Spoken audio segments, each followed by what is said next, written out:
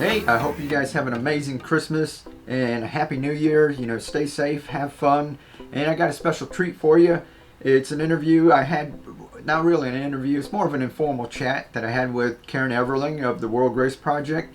And if I brought you guys any kind of value over the years and you've learned anything or you learned how to grow some of your own food, if you've gotten any value out of it and you wonder how you can, do me a favor or say thank you, just watch this quick little chat that we had. You're not going to have to hear me talking a lot because, I can run my mouth. So I cut a lot of it out of there, me just chatting and that. And basically it's Karen talking about what her nonprofit is about. And hundreds of you guys went over there and ordered some of the end caps, these that you can take and turn ordinary downspout, from Home Depot or Lowe's into a grow box.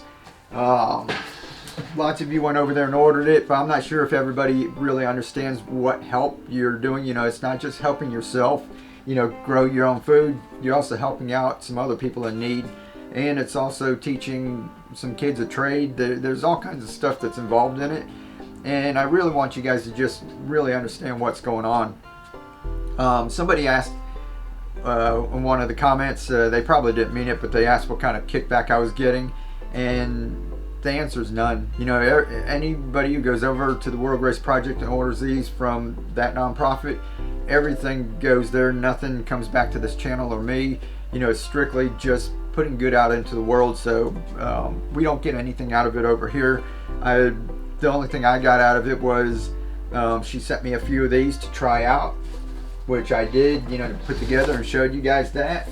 And she also gave me the initiative to create some of my own and got the gears going. So I've got all kind of ideas, so I'm forever grateful for that. So like we said before, it's a win-win situation. The link's going to be down in the description, if you guys are interested in building your own grow boxes.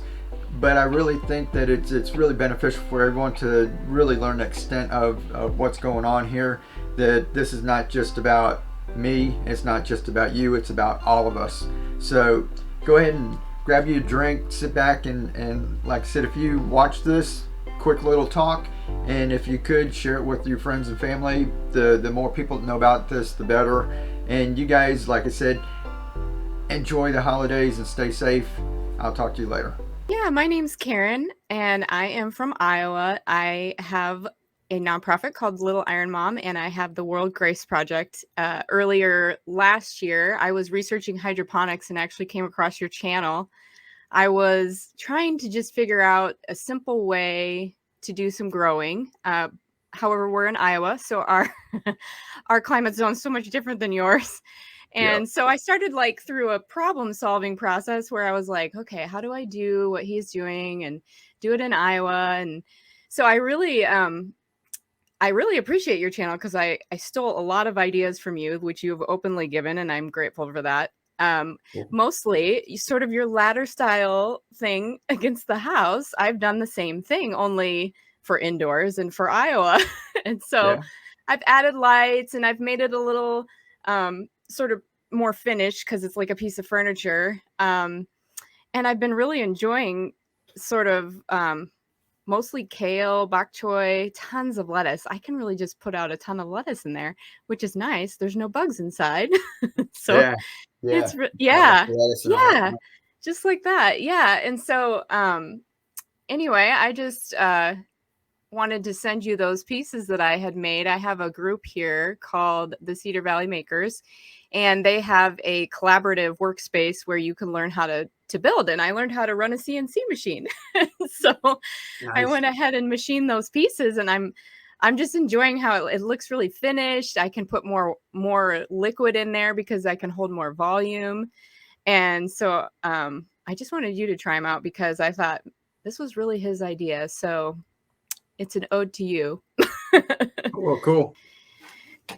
So my nonprofit name is Little Iron Mom, and I was kind of asking you your why. I feel like us crazy gardeners have a reason why we're so tied to food and why it matters to us. And my oldest son is a brain cancer survivor.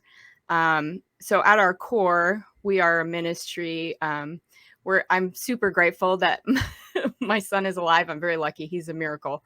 He's an absolute miracle. But I remember when he was fighting cancer, it was before he was 5 that he was diagnosed. I remember him eating broccoli as if it was candy. Like, I remember him consuming it in a way that no child should ever consume broccoli. And I learned later through a book called The China Study with T. Colin Campbell that, there's a lot of cancer fighting power in foods. And so I became just grossly interested in food for healing. And so that's sort of where my ministry stems from. I just believe our deepest pain really shapes us. And so that is sort of in the hospital, his blog name was Little Iron Man. So Iron Man 2 was popular at the time. And so he was obsessed. And so people started calling me Little Iron Mom. So that name just kind of stuck. So, yeah. And so just as I've been working in the community last year, I had the opportunity. We are actually located in Waterloo, Iowa, which is pretty central Iowa. And we have a really nice community. We have a large refugee population. And I worked with the women last year doing some garden stuff, which was so enjoyable for me because I got to use sort of all my skills and things I've learned about food and growing. And we did a garden together and sold some foods at market. Some of them were culturally relevant, which was really fun. I feel like it's fun to learn culture through foods.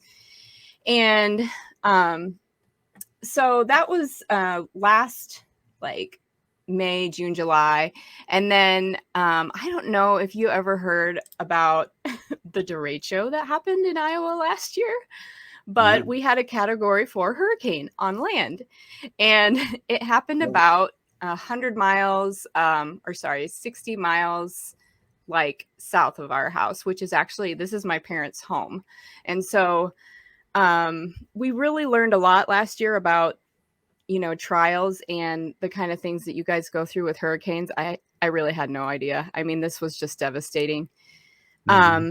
We had an opportunity, or I had an opportunity to serve another refugee group that is in Cedar Rapids, and their whole entire apartment and homes were wiped out.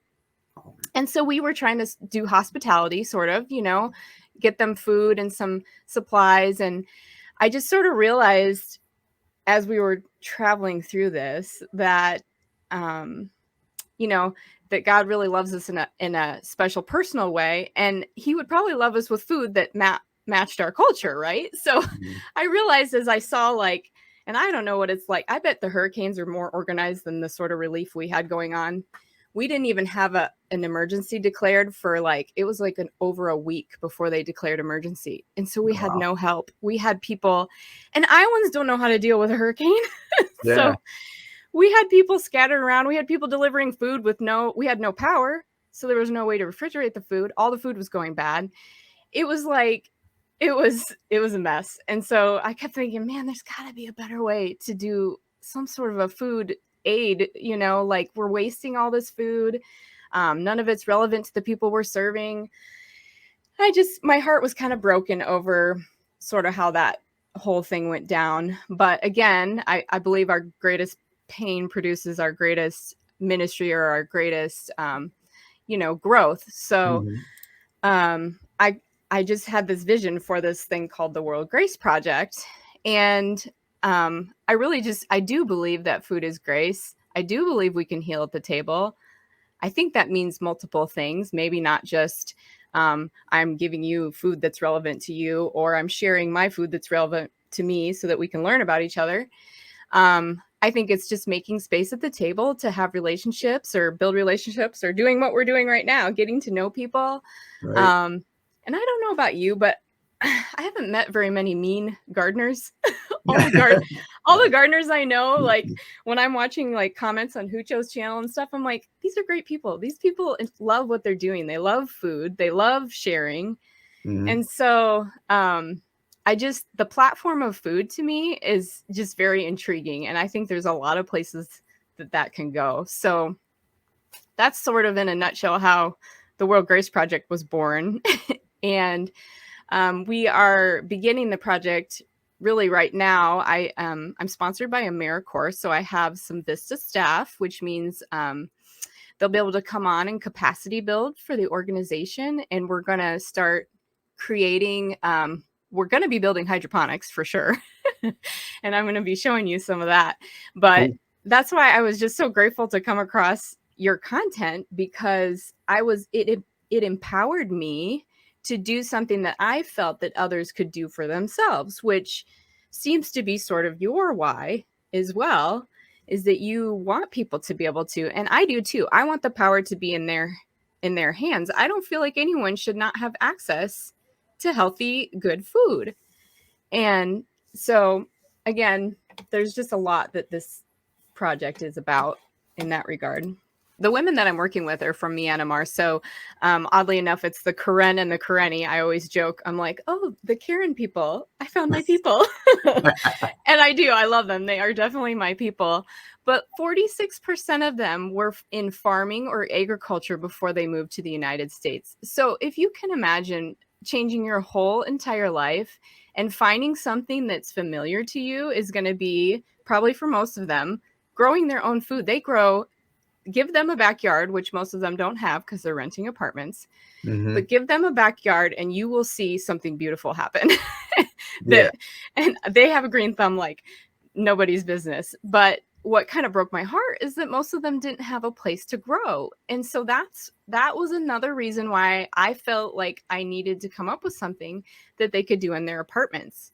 And so these are the life gardens that I have basically modeled off of your sort of ladder style thing Yeah. outside against your garage wall, I think. No, that's awesome. Yeah. And I'm just using, basically it's like a 1x6 board. And then I'm placing some extensions on the back because I'm using the 2x3 rails just because the lettuce that I'm doing and the bok choy, if I just add some water, like at about week 4, that's all I do. That's it. Nice. And then I'm propagating them in some trays. I'm working on some other propagation trays, which I'm really loving. And I think they're going to be the right way to go. But you know how it is. You just kind of ideate and keep going. And so I'm sort of estimating, 300 heads of lettuce per year. If you propagate correctly and keep up on propagation, there's really no reason why you couldn't get that. And I'm using some seed from Johnny's seed that's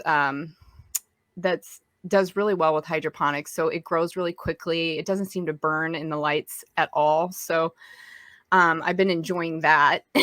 And Cool. so that's what you're seeing on the left are, and I think those are like a romaine. Some of them are a romaine. And then on the right is the bok choy. I actually have a lot of people in Iowa ask what bok choy is. And I know you know what it is, but and I know a lot of people don't know how to cook it. I love to roast it. I think it's delicious. The women that I worked with use it in stir fry, and I should just get some of their recipes to share because they are delicious. Yeah, it's awesome. So this is in my house. As you can see, my rabbit brings a new term to salad bar, a new meaning to salad bar. Cool. I never can grow on my bottom shelf because if I do, she eats it all right away, obviously. And then when I have like a rail of plants that I botch or forget to water or something, I just bring them down and she gets to eat them all. So nothing goes to waste. Nice. The system in the sort of top middle with the basil in it is actually a school system that I have developed, and I have a culinary class using it at a career center here. And she's turning out a bunch of basil this year as well. They've been learning how to make pesto. She works with high school students, and I love what they do because the kids are learning how to cook and they're getting their hands on some fresh greens and some fresh food, and they're doing it. So they are a fantastic partner for me to have. This far right one is actually that romaine, and she loves the romaine. I don't mind the leaf lettuce, but I know one thing: when I grow it in my system and I cut it, it's fresh in my refrigerator for like 4 weeks. I can have lettuce. So, yeah, it's crazy. So these are, this is at the Cedar Valley Makerspace where I do most of my construction. And this is actually my son. And he's learning how to use the CNC. And they are all about collaborative learning. So it's a great place for us to do this. we will be doing the same thing with both youth and refugee population.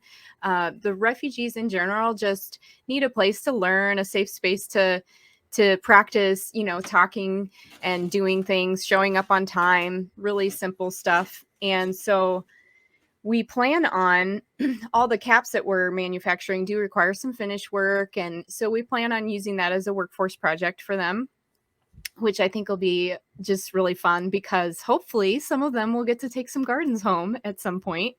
Right. And yeah, I know they'll really enjoy that. I know that they have a hard time with our seasons because Yeah. Thailand is like zone 9 and we're like zone 4.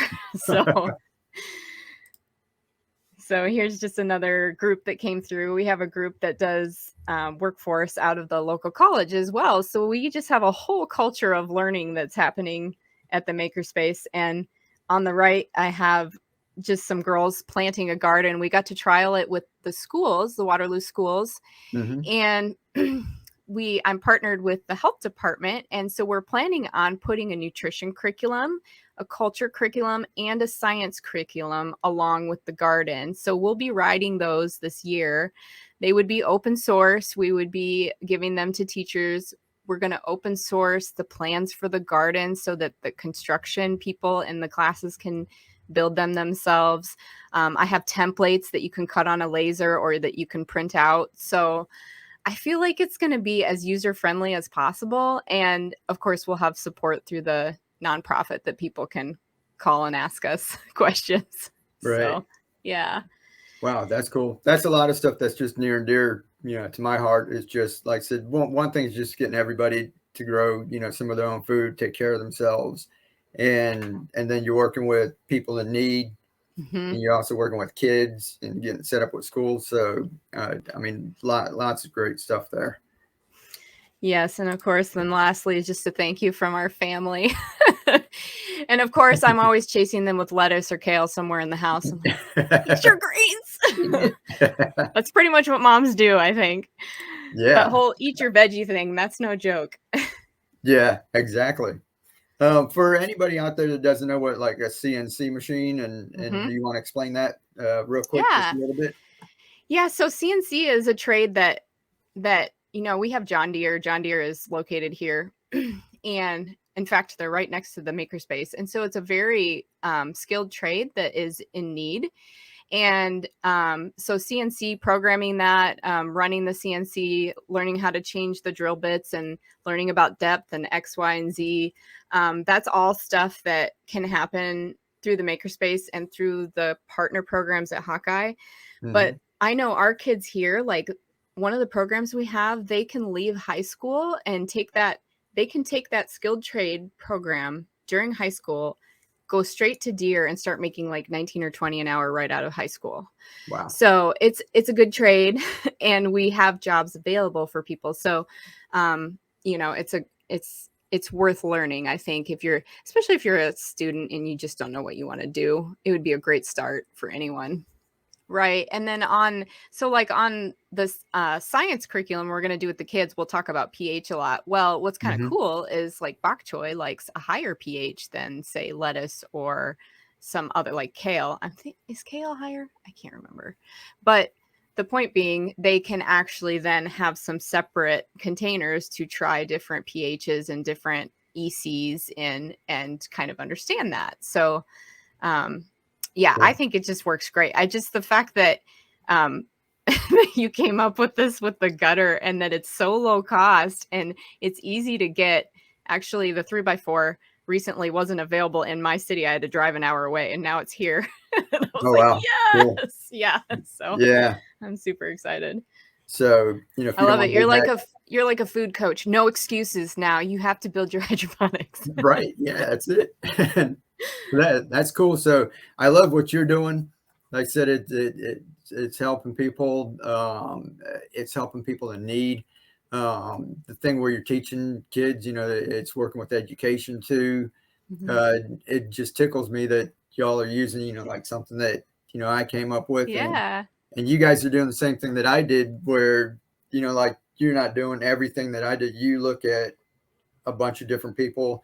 Mhm. The internet's a wonderful thing now. We've got information at our fingertips. We can find out, how other people are doing things, and take little bits of each one of those, and to make something that works for us. Mm-hmm. And so, I love it when I see other people doing, that kind of thing and innovate. And then part of the whole thing is that you share it with other people too, something that you're doing. So everything, I love everything that, the World Grace Project is encompassing in that. And kudos to you for, you said you started like a year ago? Yeah, Yeah. yeah, right after the derecho, I was like, "Okay, this is my call to get this thing going, come on." If you're gonna have a Category 4 hurricane in Iowa, I think, someone's trying to tell you something. Yeah. Yeah. So When you're saying, show me a sign. could be a sign, could be a Yeah. sign, yeah. Yeah, there it is. On everything, is there any kind of final thoughts in that you want to get in, as far as your project, or what you want to let people know? And Just to hop on over to our Facebook page if they want to see what we're working on, and just a thank you for supporting us. Thank you for being open with your content and just being so willing to just share. I mean, that's cool. that's what's going to make the movement go. So, thank you for that. No problem, no problem. That's what, like I said, that's what gets me going, and it's waking Yes. up and just seeing comments and that, and then seeing people like you, and that's part of the why, like you said, why you get into it. Is that I was getting comments from people that, like, you've helped me out, you helped Mhm. our family, some people are going back to third world countries and saying they were going to a village, and starting to learn how to grow where they could never grow before. Yeah, that's And that's like a dream of mine, is to get this to other places yeah, somehow. Mhm. yeah. So it's never been more possible Mhm. throughout history, as it is right now with the internet. Mhm. Like this, we're doing this. This is like free. Mo. It's just fantastic how we can connect with other people where we couldn't do that before. You could have the Mhm. best idea, and like nobody might never hear, a handful of people around you or something.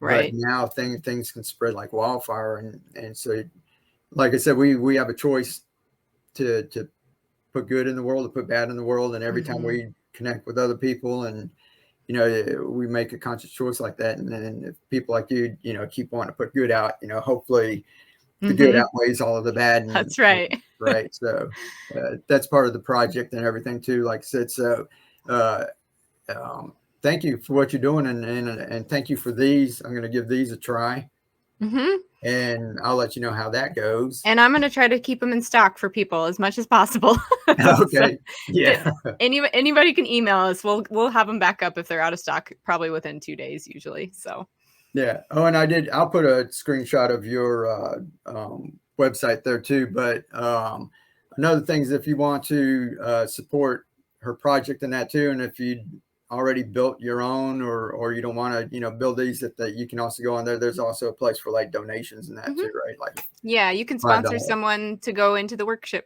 or workforce program, so, yeah. Awesome. Yeah. Awesome. Cool. So lots of good stuff. I love it. Yes, thank you so much. Thanks for having me. All right. Bye, Cool. everybody. Bye. So that's cool. I really enjoy that, and it does my heart good. Like I said, that people are doing things, they're learning to grow their own food. Karen's also teaching other people how to grow some of their own food. She's helping other people. She's helping kids learn a trade. This is just good all around, and I think that this is a great start to the new year. You guys, she's got these back in stock, so you won't have to wait long for them. If you want those, go down in the description, worldgraceproject.org, and get those. So you can go ahead and start growing some of your stuff in the winter indoors like this, or you could just be getting ready for the spring, right? So I'm really excited about it. You guys, it's been a fantastic year. It's been a fantastic 4 years. I really appreciate everything that each and every one of you has done for me. Thank you very much. Just watching this and sharing with other people does a world of good. So you guys, like I said, happy holidays. Get out there, have fun, live to inspire, keep on growing, be the change.